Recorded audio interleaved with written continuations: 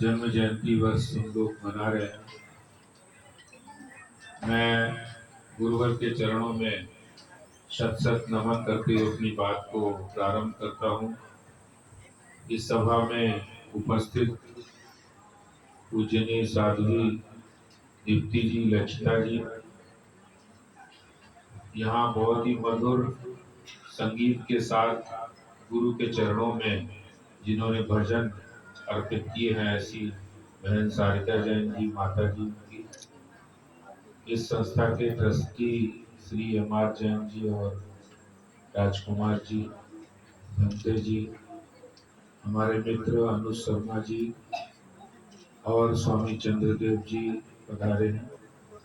यहाँ उपस्थित सभी संगत, सभी उपस्थित साथियों, भाइयों और बहनों, अभी बहुत ही मधुर भजनों के साथ हम लोग गुरु की वंदना कई रूप में सुन रहे थे और उसमें सब बातों का सार आया था। उसके बाद साध्वी जी ने बहुत सारी बातें कही हैं। मैं कहना चाहता हूँ कि अगर गुरु के दरबार में हम आए तो ये भी हमारे कई जन्मों की साधना है कि हम गुरु के दरबार तक पहुँचते हैं, गुरु के स्थान तक पहुँचते हैं। ये हमारे कई जन्मों के पुण्य वहां तक खींच कर लाते हैं। और ये भारत भूमि ऐसी है जहां पर गुरु की महिमा के बारे में बहुत सारे वर्णन हैं कि गुरु गोविंद गौ खड़े काके लागे पाओ, बलिहारी गुरु आपने गोविंद जी। यानी ईश्वर से भी बड़ी महिमा गुरु की मानी गई है। और यही कारण है आज भारत भूमि एक विशेष भूमि है। इकबाल ने एक शेर, एक गीत लिखा था, यूनान मिस्र रोमा सब मिट गए, जहां से कुछ बात है कि हस्ती मिटती नहीं। तो जो कुछ बात है वो यही बात है कि भारत भूमि गुरुओं की, ऋषियों की, मुनियों की, तपस्वियों की तपस्थली रही है और आज भी है। और इसीलिए भारत भूमि का जो ऑरा है वो पूरे विश्व से अलग है।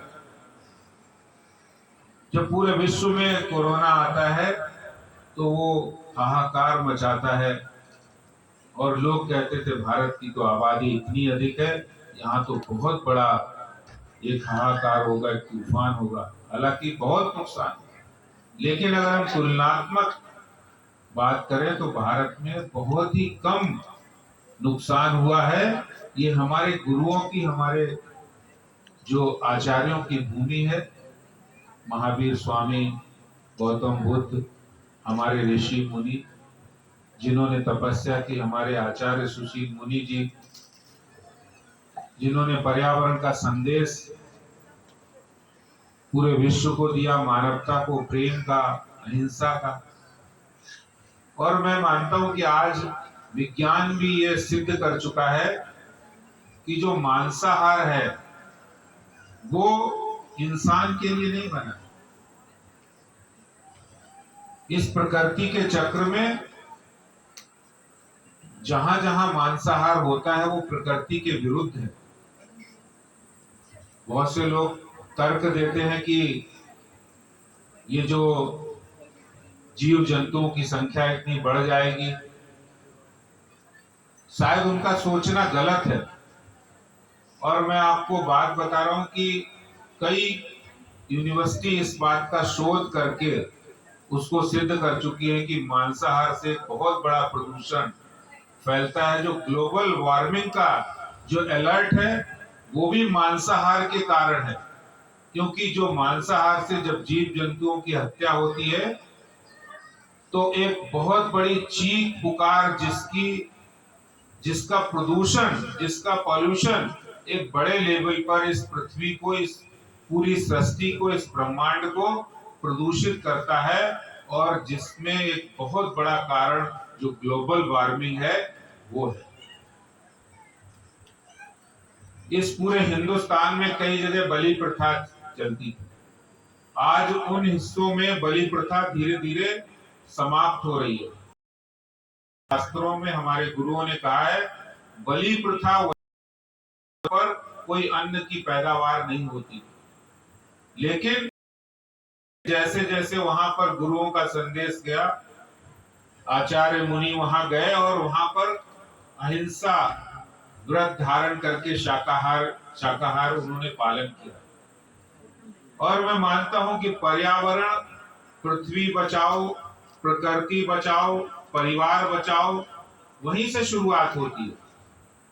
और आज जो आचार्य गुरुवर का जो संदेश है वो हमारी भारतीय संस्कृति, सनातन संस्कृति से निकला हुआ संदेश है, और जो गुरुवर ने दिया उस संदेश को हमें आगे बढ़ाना हमारा धर्म है, हमारा कर्तव्य है।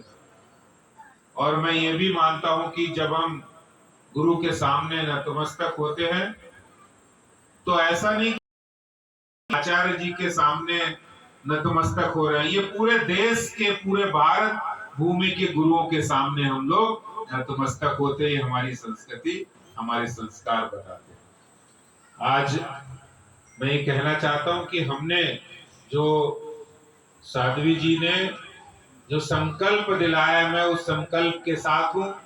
और मेरे साथ जितने भी संख्या में, चाहे हनुमान सेना या फिर जो भी हमारे साथ जो युवा साथी हैं आए हुए हैं यहाँ पर, और हम लोग मिलकर इस महीने और आने वाले समय में पर्यावरण बचाव के लिए 9 वृक्ष लगाने का संकल्प लेंगे। कॉलोनी में जाकर लोगों को आरडब्ल्यूए के साथ मिलकर वहां एक अभियान चलाएंगे और पर्यावरण बचाने का जो संकल्प जो गुरुवर जी ने संदेश दिया है, उस संदेश को संकल्प के रूप में